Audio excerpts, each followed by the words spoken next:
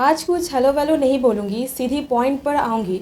That आप देख पाओगे जब भी आप कोई तरक्की करने लग जाओगे और तरक्की करके बंगला, मकान, गाड़ी सब कुछ खरीद लोगे।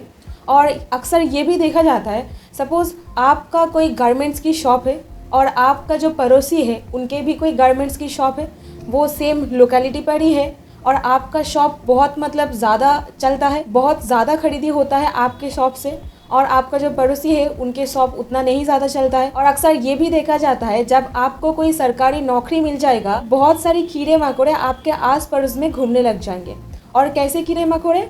ईर्ष्या, जेलसी, ऐसे कीड़े मकोड़े, ठीक है। और ऐसा मतलब कीड़े मकोड़े स्पेशली आपका रिलेटिव्स और आपके जो पड़ोसी है, खास करके पड़ोसी ही इस केस में देखा जाता है। और वो लोग जलने के मारे क्या करेंगे, आपसे मतलब कुछ ऐसा इशू हो, कुछ झमेला हो, ऐसा पॉइंट ढूंढने लग जाएंगे ताकि आपके नाम पर कोई थाने में जाके सीरियस सी ऑफेंस पर एफआईआर दर्ज करा सके, ताकि आपको उठा करके लेके जाए और आपको मतलब 2-4 लगाए पुलिस थानेदार, ऐसा मतलब वो लोग चाहते हैं, ठीक है। और आप अभी एक सिचुएशन इमेजिन करो जब आपके साथ ऐसा कुछ हो रहा है और आपके नाम पर एक फर्जी एफआईआर और फॉल्स एफआईआर डाल दिया गया है, तब आप खुद के डिफेंस कैसे कर सकते हो। तो मैं हूँ एडवोकेट पापिया, स्वागत करती हूँ आप सभी का हमारे चैनल डिकोड द लॉ में। तो आज मैं आपको बताऊंगी, अगर आपके नाम पर कोई फॉल्स एफआईआर दर्ज किया गया है, आप खुद के बचाव कैसे कर सकोगे, ठीक है। तो सबसे पहली बात, जब आपके नाम पर कोई फर्जी एफआईआर दर्ज किया गया है, तब आप कोर्ट में जा करके एक एंटीसिपेटरी बेल एप्लीकेशन यानी कि अग्रिम बेल एप्लीकेशन की मांग कीजिएगा, ठीक है। और यह है पहला स्टेप। और ये जो एंटीसिपेटरी बेल एप्लीकेशन है, इसके साथ आपका जो प्रमाण है, मतलब जो बेगुनाही का जो प्रमाण है, ये सब कुछ चीज़ अटैच करके आप फाइल कीजिएगा। और अगर कोई इंटरिम ऑर्डर आपके फेवर में पास हो जाता है, तब दूसरा स्टेप आता है, और वो क्या है, और ये जो ऑर्डर है आप ले करके पुलिस स्टेशन जाइएगा जहाँ पर आपके नाम पर एफआईआर किया गया है, फर्जी एफआईआर किया गया है। और वहाँ पर जाके जो थानेदार है उनको बताइएगा, ठीक है। मतलब जो सारे एप्लीकेशंस आप किए थे कोर्ट में, एंटीसिपेटरी बेल ऑर्डर्स एंड जो आपको इंटरिम ऑर्डर पास किया गया है आपके फेवर में, आप वो बताइएगा। और अगर पुलिस ऑफिसर आपसे अग्री कर जाते हैं, और मोस्ट ऑफ द केसेस में आपसे अग्री नहीं करते, ठीक है, ऐसा मतलब बहुत रेयर केस है, अगर अग्री कर जाते हैं तो आप 182 आईपीसी एंड 211 आईपीसी में जो व्यक्ति आपके खिलाफ फॉल्स एफआईआर दर्ज किए हैं उनके खिलाफ आप एक कंप्लेन कर सकते हो, तो फिर उनका पोपट हो जाएगा। और तीसरी स्टेप यहाँ पर आ जाता है दैट सपोज जब आपका जो एप्लीकेशन है anticipatory bail application high court में चल रहा है, तब तक कोई पुलिस ऑफिसर आपके खिलाफ कोई कोर्सिव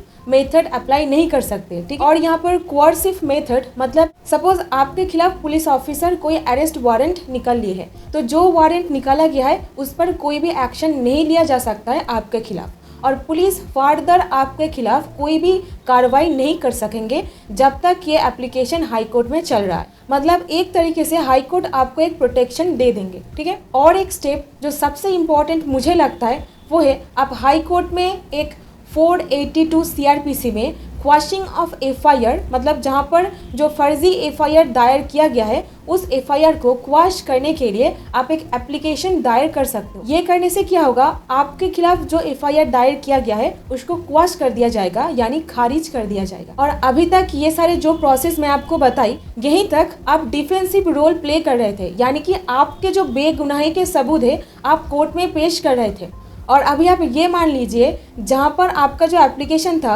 482 वाला, वो एक्सेप्ट हो जाती है और आपके खिलाफ जो एफआईआर किया गया था उसको क्वाश कर दिया जाता है, ठीक है। मतलब कंक्लूजन आ जाता है, आप बेगुनाह हो, आप कुछ भी ऐसा काम नहीं किए हो जो एफआईआर में बताया गया है, और आपके खिलाफ एफआईआर क्वाश कर दिया जाता है।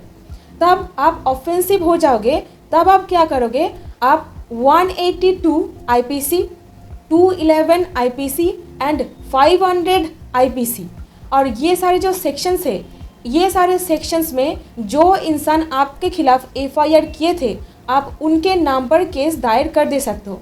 और 500 आईपीसी ये बताता है डिफेमेशन के बारे में, ठीक है।